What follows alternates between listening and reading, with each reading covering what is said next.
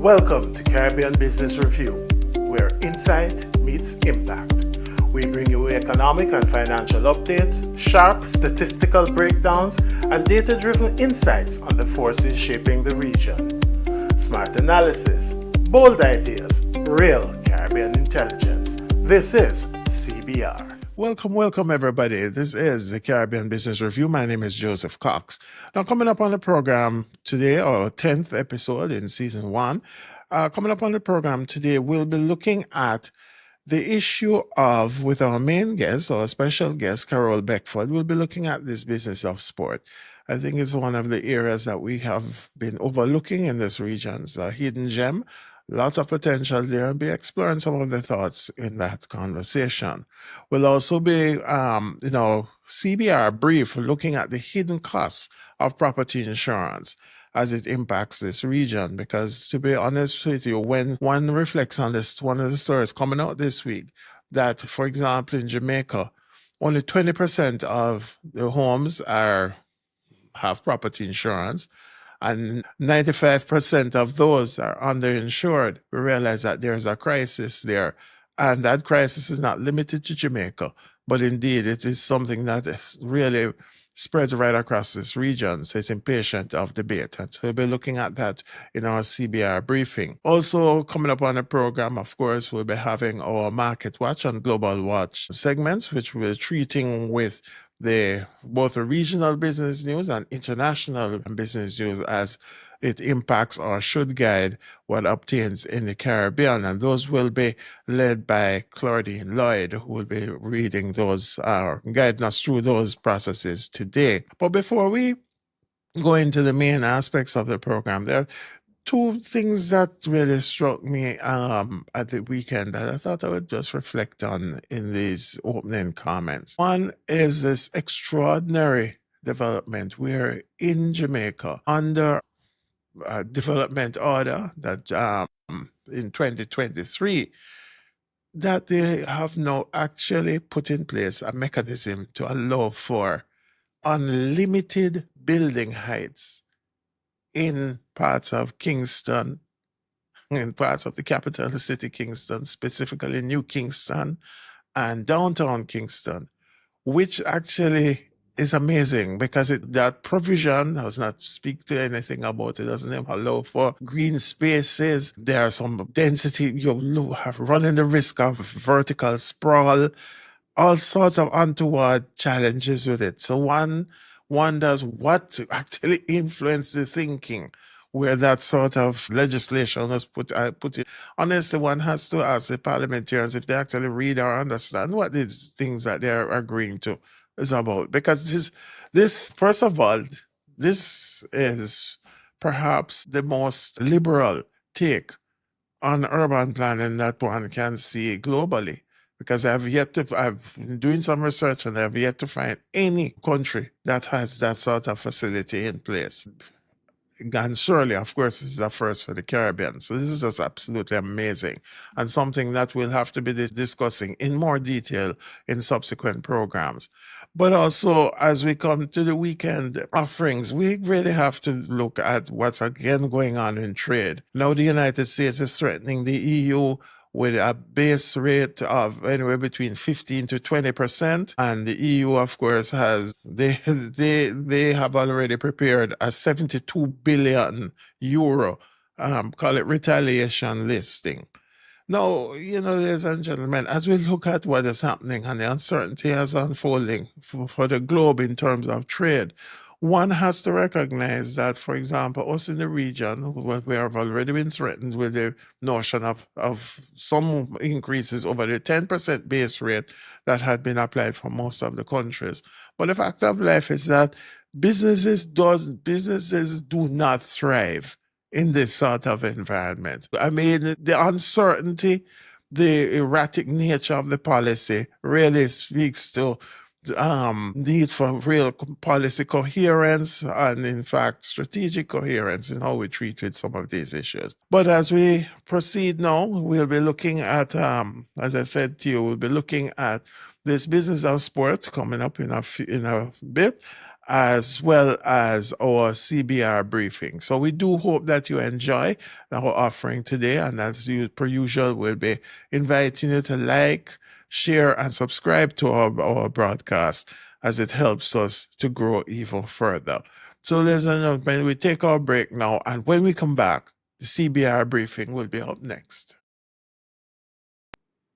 Welcome to the CBR Briefing, your concise, clear-eyed snapshot of what matters most in Caribbean business, economics, and public policy. I'm Joseph Cox. Across the Caribbean, the rising cost of property insurance is colliding with outdated valuations, climate risk, and structural vulnerabilities, leaving thousands of homeowners underprotected and overburdened.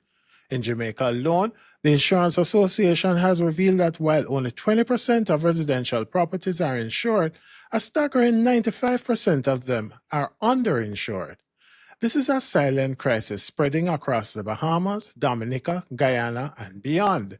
For many families, insurance premiums now rival or exceed mortgage payments, especially in hurricane-prone areas or for homes built using traditional methods such as wood or concrete nog. Why is this happening? Let's unpack the drivers of this affordability gap and what we can do about it to restore insurance as a meaningful safety net. First, we have outdated valuations. Most insured homes are covered at values that haven't been updated in 5 to 10 years. Co-insurance clauses trigger harsh penalties if replacement costs exceed insured values. For example, if your home is worth twice what your policy says, your payout could be cut in half, and the valuations aren't free. They typically cost 0.25 to 0.30% of the home's market value. These add significant recurring financial burdens, especially where valuations are mandated every 3 to 5 years for mortgage renewals. Second, construction type matters, and most people are unaware that there are construction type penalties. Indeed, older or hybrid constructions attract premium loading or additional surcharges of up to 100%. For example, wood frame homes may incur a 30 to 60% surcharge, concrete nog homes 15 to 25%, and wetland daub 75 to 100% relative to base premium rates for block and steel homes. These surcharges significantly increase annual insurance costs for lower income households and owners of older structures and are simply unaffordable. Third, premiums are surging, especially in high-risk zones. In places like the Bahamas and Dominica, insurance can exceed 2% of your insured value every year. That's $5,000 annually on a $250,000 home or over $400 a month. In some cases, monthly insurance payments have been observed to exceed monthly mortgage obligations. Fourth, insurers often apply distinct premium surcharges for hurricane, earthquake, flood, and fire risk. These increases may be embedded in the base premium or listed separately as endorsements. For example, hurricane coverage alone can account for 60 to 80% of a property's total annual premium in coastal zones. Flood risk, often excluded unless you request it and pay for it specifically. Fifth, there's a growing imbalance between mortgage and insurance costs. Especially for long-term loans or smaller homes, monthly insurance payments now match or exceed mortgage installments. This imbalance introduces affordability risks and contributes to underinsurance or coverage lapses. And sixth, rising reinsurance premiums are making it worse. Global reinsurers have raised premiums significantly due to escalating payouts from US-based climate disasters. Caribbean insurers reliant on reinsurance markets pass these costs on to homeowners regardless of whether the regional losses have occurred. This imported risk burden raises the baseline cost of property insurance for Caribbean homeowners even in the absence of local disaster events. This imported risk is raising baseline costs for everyone. In addition, there's a lack of transparency and knowledge. Few Caribbean jurisdictions offer centralized valuation registries or automated valuation models. Many homeowners don't understand how premiums are calculated or how to determine true replacement costs, and even fewer understand the average clause.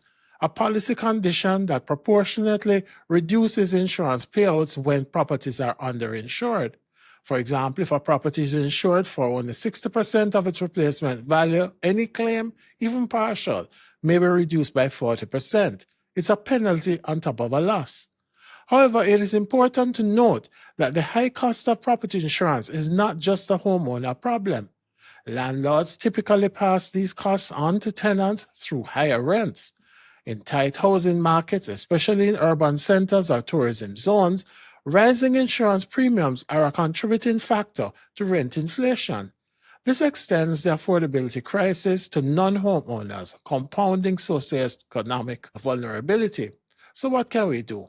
We propose 5 core strategies. Update valuations across the region. So in other words, promote affordable tech-enabled revaluation over 3 to 5 years. 2, introduce tiered premium structures with discounts tied to resilient construction and retrofitting. 3, launch microinsurance models for low-income and traditionally built homes. 4, invest in digital tools and public education. And 5, strengthen subsidies and risk pooling. So in other words, it could expand the CRIF linked risk transfer solutions and national insurance support schemes.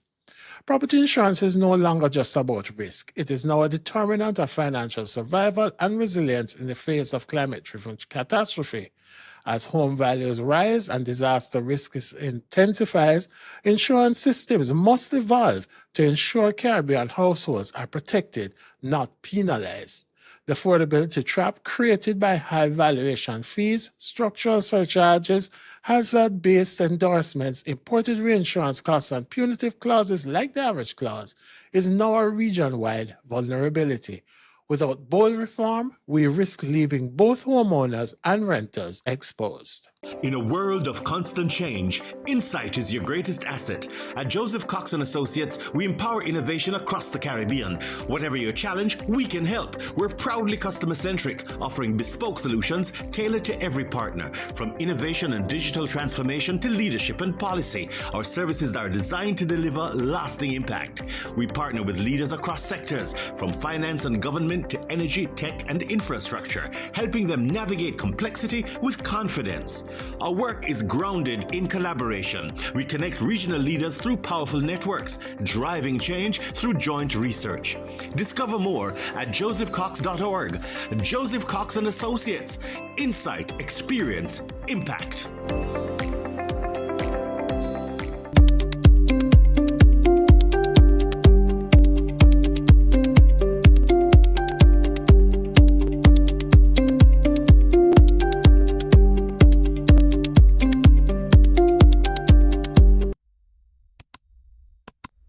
Welcome back, everybody. This is the Caribbean Business Review. My name is Joseph Cox, and today we're looking at this business of sport. And our special guest is Carole Beckford, a sports marketing specialist, as well as some of you may know her better as a former publicist for Usain Bolt. I've known Carole for years, and I know Carole as sports extraordinaire. Let me just put it that way. She's a CEO of her own media company and other things, but I suppose she doesn't like to blow her own trumpet.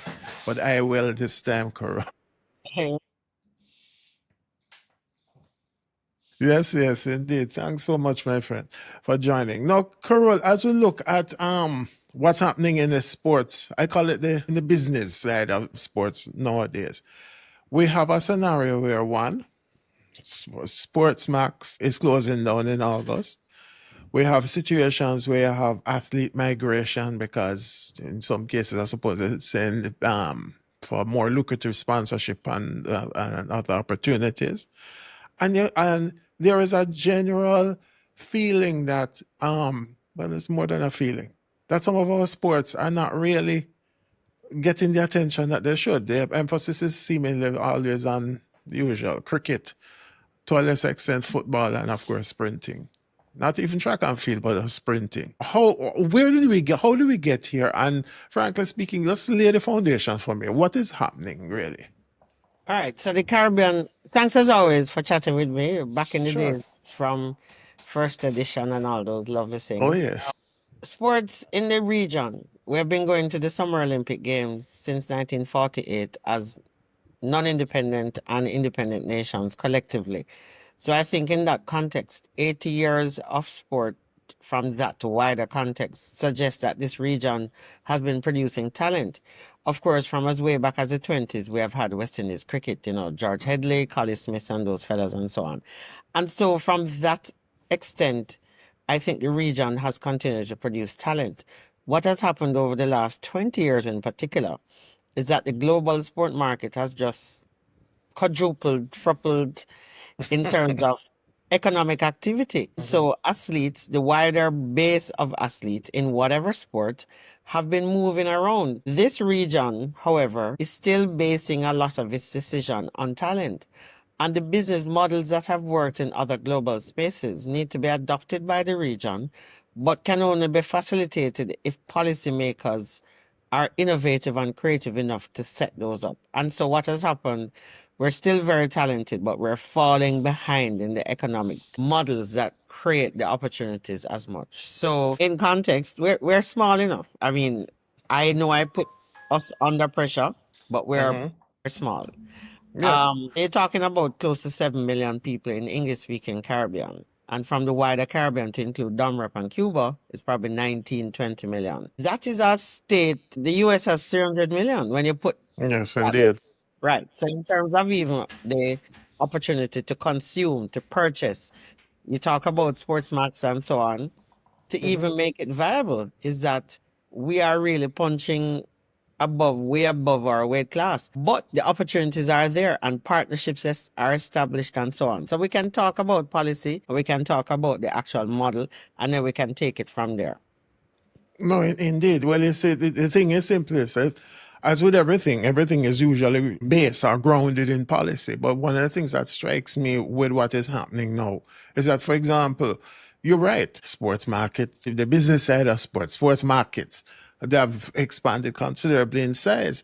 You have persons like yourself, well experienced, can guide and craft processes. But what is the impediment? Why is it that, for example, our private sector has not been able to avail itself of these opportunities? And you still have this kind of, I mean, it would seem to me, and guide me if I'm wrong, but it would seem to me that what I call the athlete migration has increased in recent times.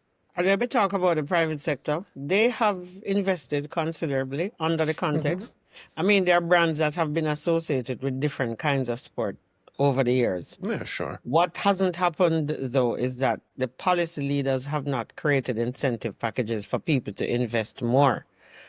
And in the other jurisdictions that we're competing against, if I build a stadium for $300 million, they're tax write-offs. Let's go straight to it. I mean, there's no, right? And so incentive packages have to be created. So if I spend $100 million on sport for the year, I must be able to get back some kind of incentive, whether it to put back into my development. If I build a venue, the venue must get access to material and resources, whether it's through short-term plans and so on. And so our acts, the Hotel and Tourism Act and all Right. those things have a template that we can follow. The innovation that's required to calculate those have not been consistent. And so when certain people leave the scene, it doesn't follow. And there are advocates like myself who, you know how we view advocacy in the region generally. You're either a feminist or a this or a that. Yeah, they label you. They Right. label you to try to diminish you. Yeah, man, of course. Absolutely. And so the things like art activism and sport activism continue. The only thing that has saved me is that I'm also a practitioner. So I'm a teacher of physical education. I'm a lecturer of sports administration and marketing. I'm an author. I've worked in industries that I've seen on the field, off the field, and I still remain relevant because I collect data. Now, that is a shot. If we don't collect the data, if we don't know how many people are coming into our stadiums, how old they are, how much money they spend, that kind of a thing, we can't convince the IADBs, the CDBs, and the various financial institutions to say, this is what we have, so invest, because this is what you're getting access to. So my current job with the horse racing industry, we have collected that data. And despite wagering, which is seen as a non-conventional activity, we can say betting and gambling, which is the colloquial terms, are not Right. ready-made things that people like. But Caymanas Park has created a family-like situation where we can identify who comes there, what their earnings are, what's their connectivity and networking. And so there must be a research, there must be a paper that really guides that. Cricket, football, track and field, basketball, netball, those are the top 5 sports for the region.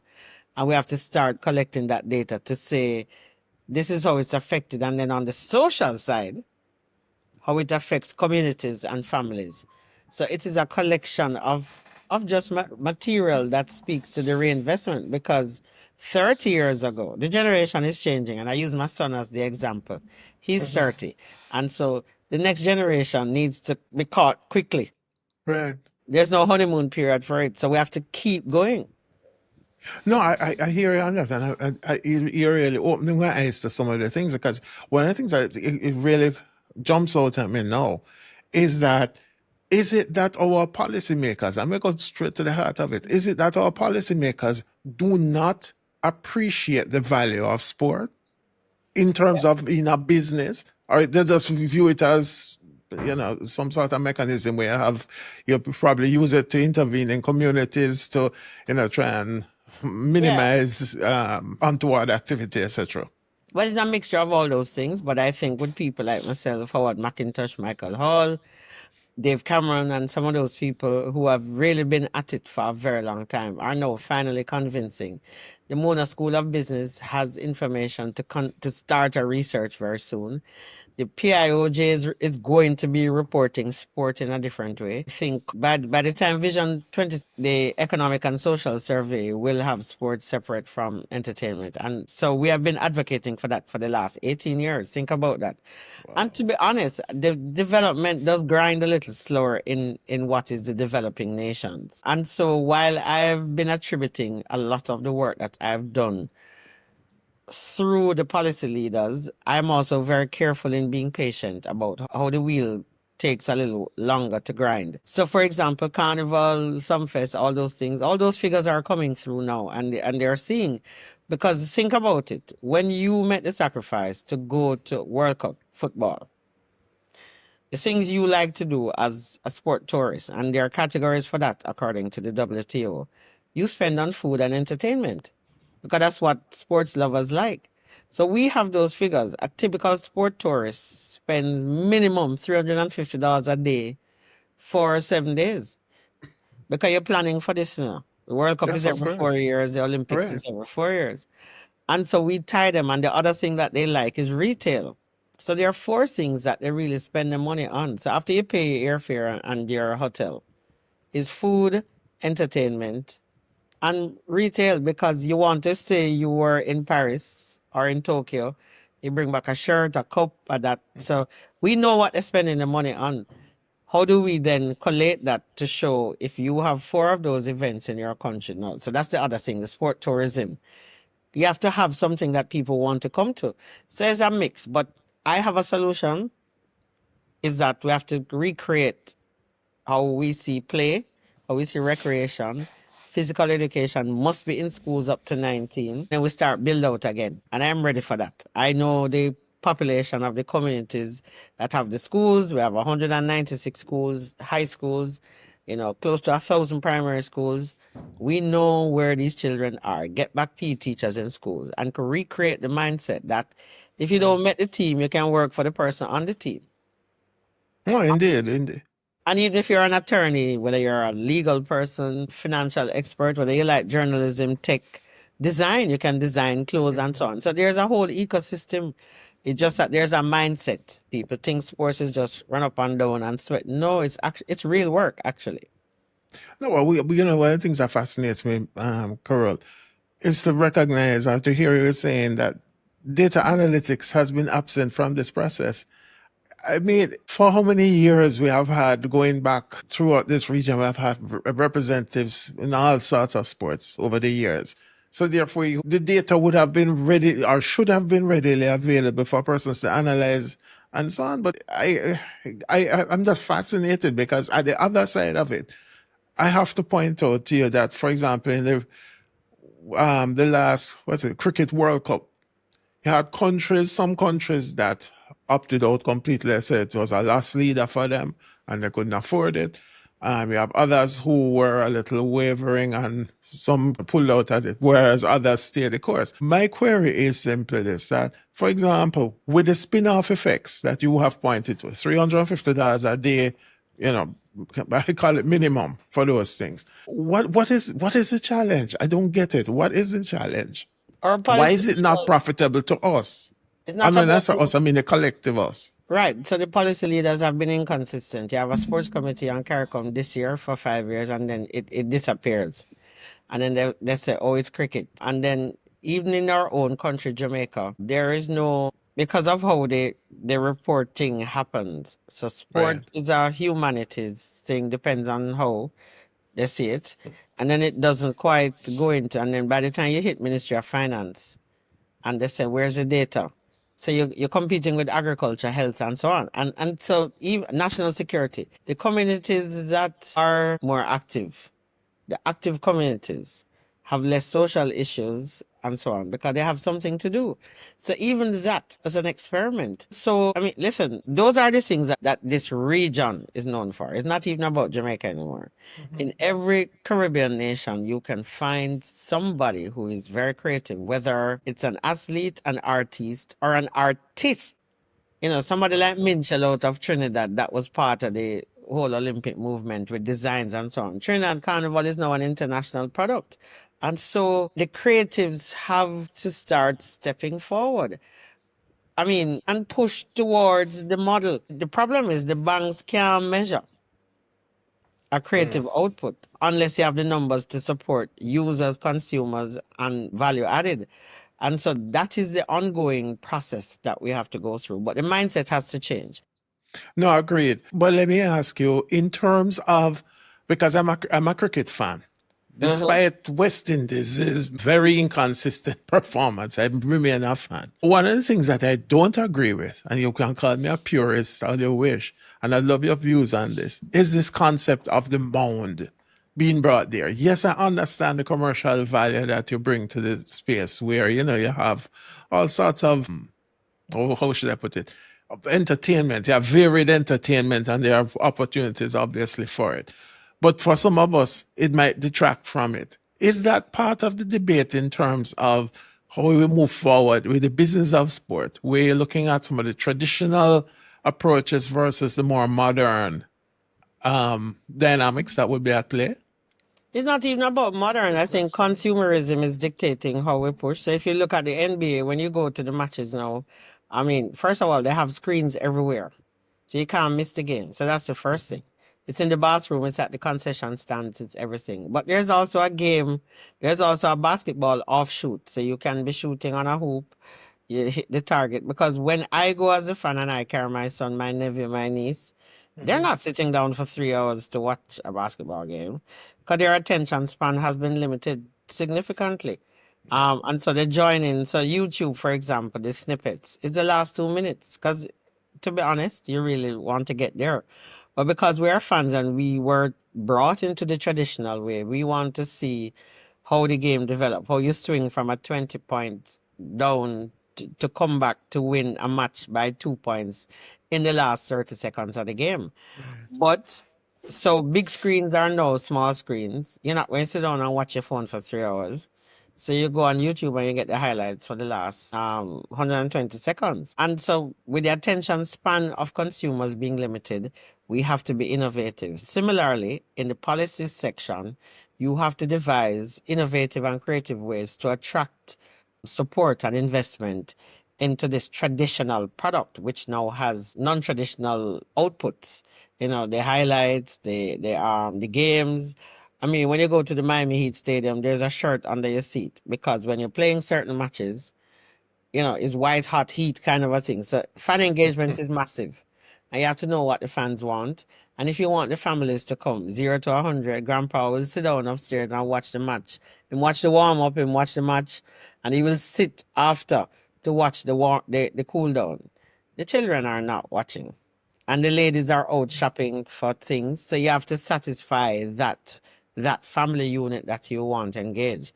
And so those are some things. But when we sit in the policy house, we have to determine how we incentivize a private sector, whether it's a beverage brand, a liquor brand, or food manufacturing, and those are the people. Watches, what are the things the fans do when they come to the games, kind of a thing. And so you have to create that. And so the conversation is ongoing. It's a dynamic process. Every year it changes. And think about the support for even NBA, NFL. When one of your top player leaves one team to go to the other, how then do you engage to have fans watch? When LeBron left Cleveland, Cleveland went from having 36 national games to 2 national games on TV. How then do I consume my Cleveland game, knowing very well I can still make the Eastern Conference final? With West Indies not doing so well, that's the problem. So people are not going out to watch a team make 27 in a test. Why I still can't get over it. Right? And so what do? I remember going to Antigua one year and it rained. Like rain. No match Yes. couldn't play. But then there was Chicky, the DJ, who played music and we had fun in the stadium. And so it is that kind of dynamic thing that works in a sports venue that really Yeah, but creates. yeah, but you see, Carol, the thing is in place because in the early years of cricket, I mean, we used to go there all the while and watch matches. A fixture and everything was gravy. You understand? And for people who don't appreciate this, sometimes, cricket can be long and sometimes boring in certain respects. But the fact of life is that you have more entertainment in this region, right? You have more entertainment in the stands than, frankly speaking, sometimes that's on the field. And so it's a part of that whole experience. So, in other words, if we can package this region for tourism, why are we reticent or unable to package it effectively for sports? Because I say it's not just cricket. You have cricket, football, you have tennis, you have hockey, even though I know you don't mention it as one of the top 5, but it's still one of my favorites, etc. What is the impediment? Why we not be able to do it? And I don't understand it, because we have all the data, We have access to what? I don't know what the number is now, but I've done the 4.5 million people within a 4-hour flight time to the general Caribbean. Right? Clearly Jamaica is easier to get to than a lot of other places. So we are the second stop out of every major city. Or sometimes a direct spot. You can fly straight from London. I mean, Montego Bay is like the hub. Some of the other regions are catching up, but you have to either come to Miami or Jamaica to get there. So in terms of travel, and one of the other things as sports fans, you don't want to be hopping on a flight on 3 or 4 different flights. And we have the numbers to show. So the packaging and the experience. The other thing is, we haven't done a good enough job of telling people that we have running water, light, and we drive car in the Caribbean. There's still some places. You mean some of them still believe that we live in huts and swing on vines or sort of nonsense? And when they come and they realize that our communities are more modern than some of the places that they're like shocked. So we haven't made that. So then, and so it starts to offer competition in the region. So Trinidad has its own thing out there. So does Jamaica and Barbados, right? And then the rest of us. So the policy has to speak to the amalgamation of thoughts and ideas, the consolidation of spirit. And I mean, it sounds emotional, but it shouldn't be. But then run the figures alongside that. All right. So nobody can say, ask the ridiculous questions. Where in Jamaica is whatever. No. We're all different nations. We're collectively. Just like some of the other places, they're a collection of islands and territories. In one place called Australia, in one place called New Zealand. And there are a collection of jurisdictions in one place called the West Indies or the Caribbean, which includes Jamaica, Trinidad, Barbados, St. Lucia, yeah. Etc. So I think going forward, the policy leaders have to determine what are the 5 things that turn their economic cycle. I mean, the National Industrial Policy of Jamaica speaks to that. In 1996, we came up with this thing. It was bauxite, it was mining, it was food, and so on. It's interchangeable, and I could hazard a guess as to what are the 5 industries now that turn economic thing. Sport and entertainment, call it whatever, creative industries is one of them. It's agriculture, and it makes a healthy nation. So if your children are moving Right. and they're doing the right thing, so it's a mindset, and I think we owe it to ourselves because we're now grandparents' age, and our children will have either started or are having children, and Yeah. the next generation deserves an opportunity to participate and to have access, and No, they I can. agree. Agreed. But Yeah. but it strikes me equally that, for example, why hasn't our region responded to things like, I call it the phenomenon of Usain Bolt? You have, I mean, if there is one person who you can identify as being basically an icon in terms of how you can drive sports investment, it would be Usain Bolt, right? So he had his team. You guys obviously did well on his behalf, etc., etc., right?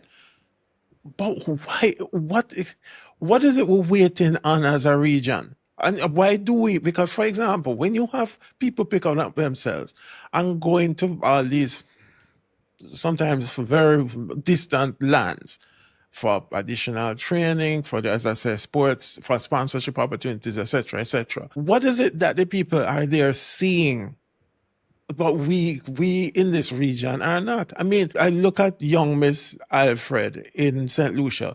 When she won, she got almost something akin to a national hero's welcome at home. And I had to commend it at one point to say, my God, I wonder if they're overdoing it and therefore putting too much pressure on the girl, you know, when she goes on. But, you know, history will prove one way or the other. But my thing is simply this: what is it they are seeing, but we are so blinded to?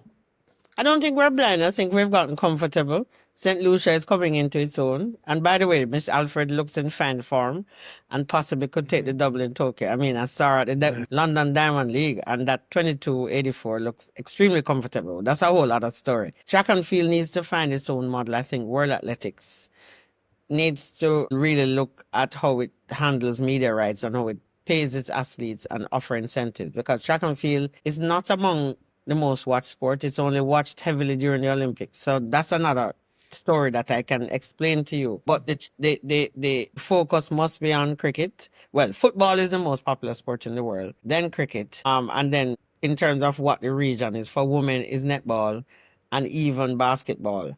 Our value added to hockey is that we have officials. So we send our officials to the international bodies. It's funny, we taught Cuba how to play hockey and we can't even beat them under 19 team now. You know, so again, it is how we do physical education in schools. What are the sports? And not every country, not every school in the country has to play the same sports all the time. The curriculum of the PE can look at certain things. But if I live up in an area that if one footballer from my area will probably make it, why not do hockey? Why not play lacrosse? We're getting lacrosse scholarships now, you know. And we play, yes, we had somebody on, as a matter of fact, I don't want to make any mistake. Cornell and a team from Maryland was in the finals, and there were 2 Jamaicans represented in the NCAA lacrosse championships. They got scholarships. I think one is a KC boy. So yes, so and the other question is, are we playing too many sports? But that's the opportunity. If your child can get a scholarship to go to college and they play croquet, Yeah, bocce, yeah. and whatever, take the scholarship and go. And then use that as a stepping stone. And so here we are again, you know, the mindset has to change. Sport is an active form of education that can get you into doors, but it is also something that keeps you healthy if you practice play and recreation. So I think that's the concept that we have to start redeveloping for the next generation. And I think over the next 30 years, if some of us live that long, we can actually see it being rolled out into a real. In the meantime, though, use the resources, combine the likes of Chris Gale, Machelle, You're saying Shelley, Julian, and really put together a story that sells the Caribbean as a place where stars are born, stars are made, and stars reform their communities. And I think it's something that we can look at. Yeah. Well, Carol, listen, we'll run out of time, but I suppose the last question I really want to say is how can we at least start to see a transition to the kind of active merchandising that you would see, for example, in the States and other markets? I mean, where are the little bubble dolls? Where are the T-shirts? If it's even a T-shirt to highlight some of the sports and the events or the successful athletes in them. What's the problem? There are some things we have to figure out in the region. Our overheads and shipping logistics are considerably higher than the standard. And unless we form relationships that we can get stuff into the island at reasonable cost, then it's going to be a problem. I mean, when you can get a brand that you support, an international brand, for $25, but when you look on the shirt for your own nation, it's costing $40. You're going to buy the Yeah. you're going to buy the Liverpool shirt, you're going to buy the Chelsea shirt, and so on. So it has become, so that's part of the economic rollout that has to show the value from one part of the chain up to the next. So if you encourage the play into active competition, into the business does include retail merchandise, that kind of a thing. And so somebody has to talk it through. Yeah. All right, Carole Beckford, that's where we have to leave it for today. My thanks to you. It's Carole Beckford, sports marketing specialist and good friend of many years. Look forward to our next conversation, Carole, because we have to keep on this issue of, because there's so much money to be made in sports, so much. And I just find it to be almost a shame that we're not, as a region, we're not capitalizing on it. We're capitalizing on everything else, but not that. All right. Time is now. All right. Indeed, the time is now, my friend. Thanks so much. No problem. All right. Take care. Good.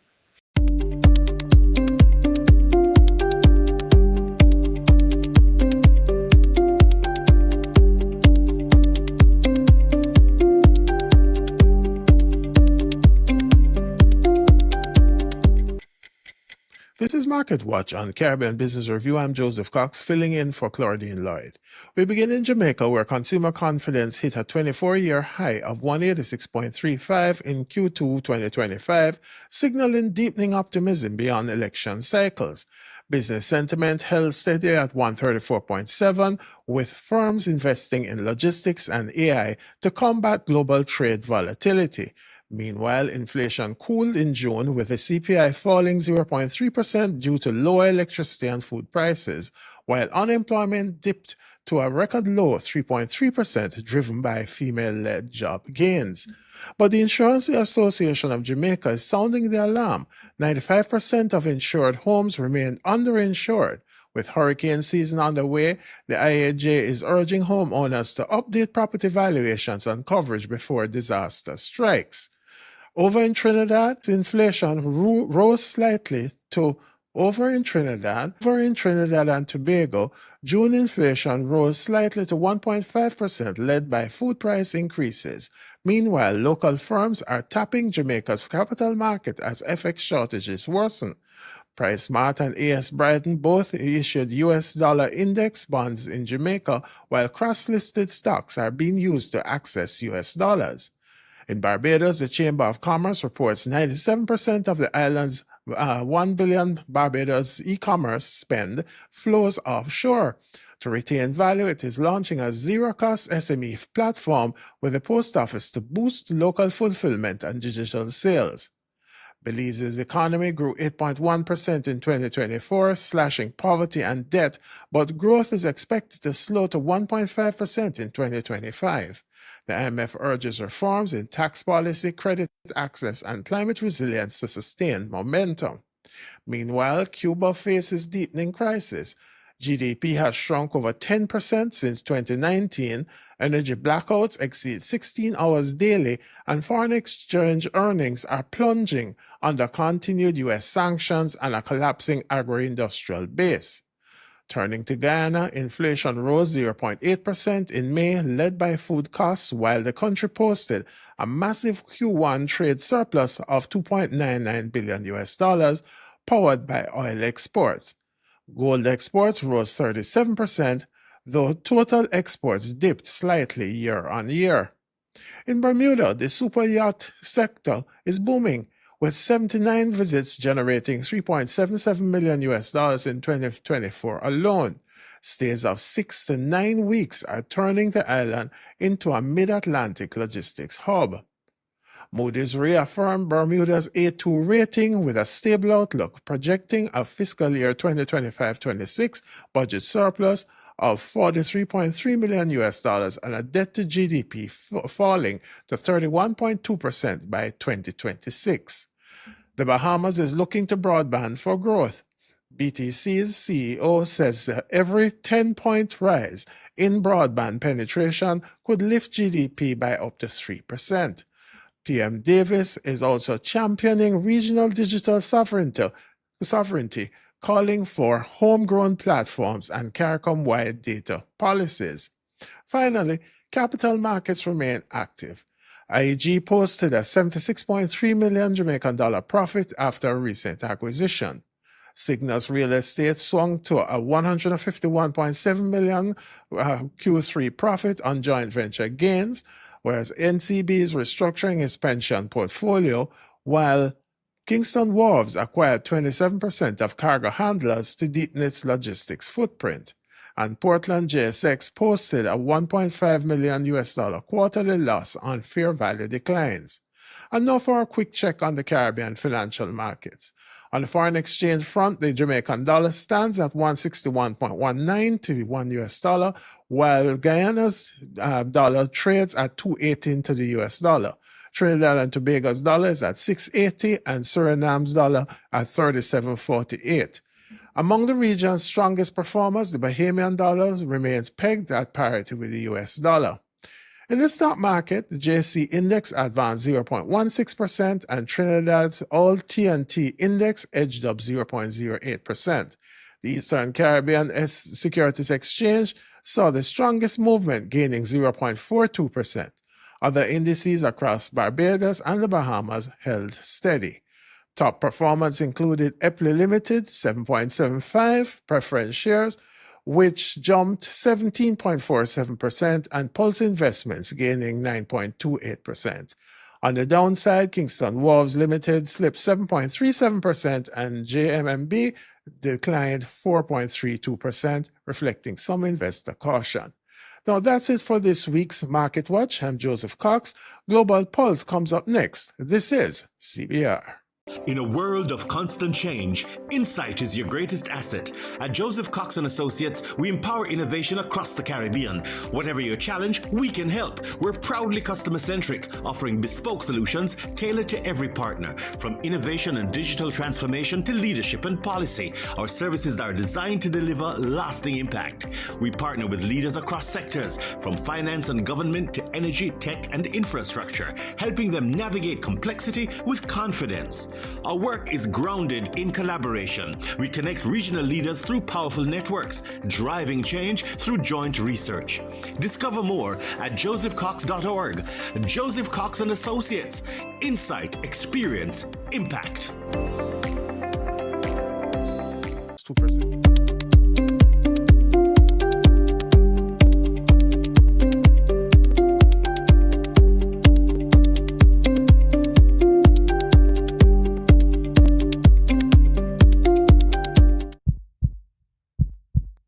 This is Global Pulse on Caribbean Business Review. I'm Joseph Cox. We begin in the United States, where consumer prices rose 0.3% in June, or 3.5% annualized, as tariff pushed up the cost of imported goods like apparel and electronics.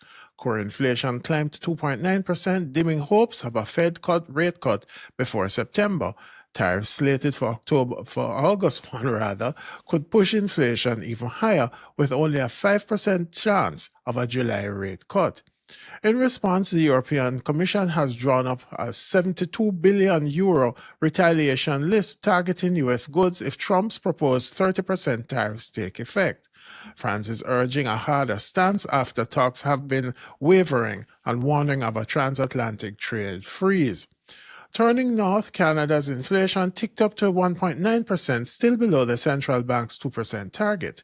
Gasoline prices plunged through 13.4% after carbon pricing was scrapped, while food inflation eased.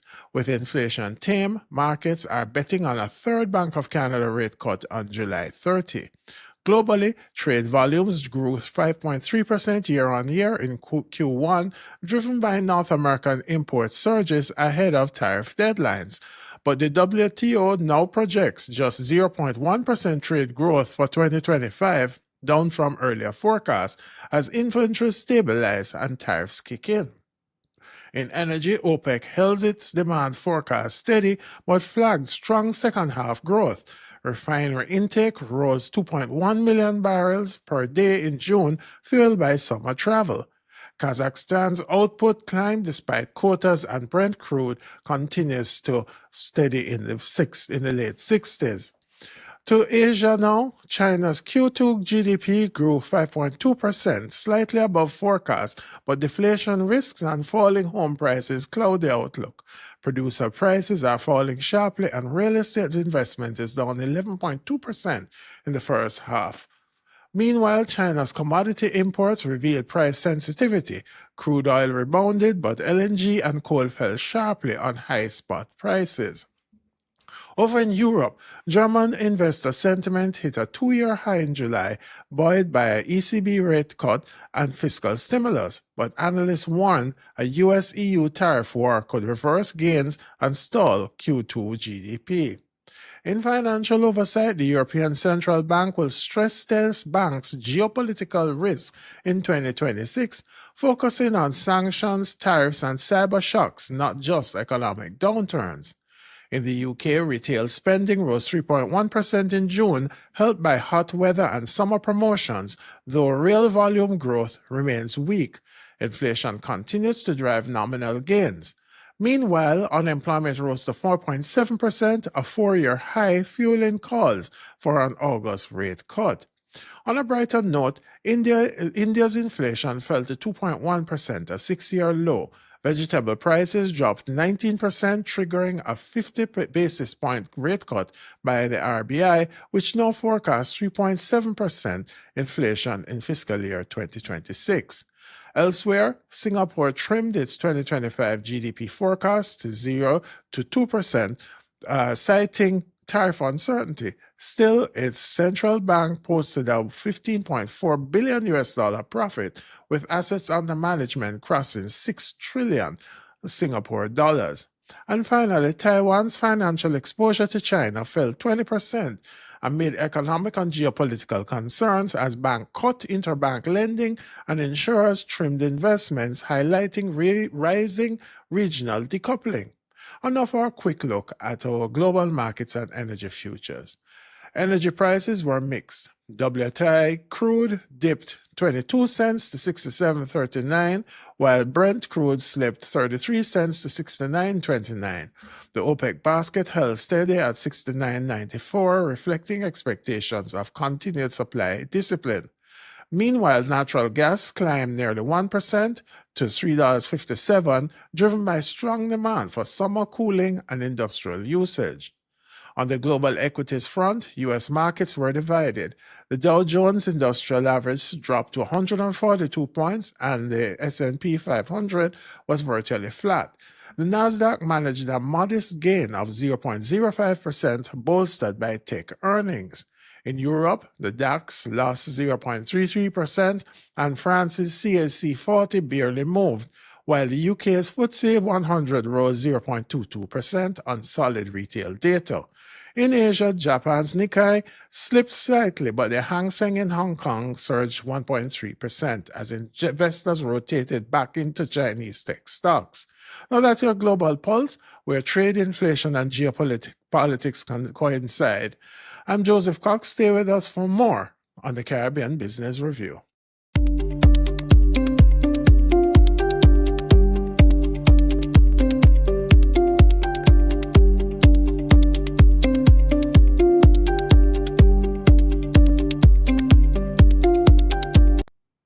With that's how we'll have to bring our program to a close for this week, ladies and gentlemen. We do hope you have enjoyed our offering. Our special guest this week was Carole Beckford, where we looked at this whole business of sport. And coming out of that conversation, if there is one thing that we can reflect on, is that this region has untapped potential that can drive economic growth through sports. We have the talent in this region. Of course, there's undue emphasis on cricket and sprinting. Not even, I wish I could say track and field, but sprinting. But the fact of life is that there are so many other sports that we do excel in and has great potential. It's really about organization because honestly, as came out in the interview, we're losing some of our best to more developed countries, etc. And sometimes it does not inure to their long-term benefit, but nonetheless, one can understand why persons have been making that sort of transition. So that has been our reflection on our main conversation this week. And just to remind you, as we take our leave of you this week, is that one, there's a brand new edition of the Caribbean Financial Dispatch that is now available. And as per usual, we'll invite you to either avail yourself of the issue by going to the website, to the dedicated page on josephcox.org. Look for the CBR page, as well as if you are minded, you can just simply drop us a line at caribbeanbusinessreview@gmail.com and we'll add you to the subscription listing. We also wish to invite you to follow us, of course, on our social media channels. TikTok, LinkedIn, YouTube. You can follow us by going through WhatsApp, through the statuses, and going to our WhatsApp channel. There's Instagram and other social media offerings, as well as Spotify. So you can also listen to this broadcast at your leisure. So ladies and gentlemen, as we take our leave of you this week, I really, as per usual, wish to extend my profound thanks to you for your continued engagement with this program. And in fact, it just reiterate that we are inviting you to like, share, and subscribe to this broadcast as it helps us to grow even further. So thank you very much for your attention. And until next time, I just remind you that my name is Joseph Cox and that this has been CBR.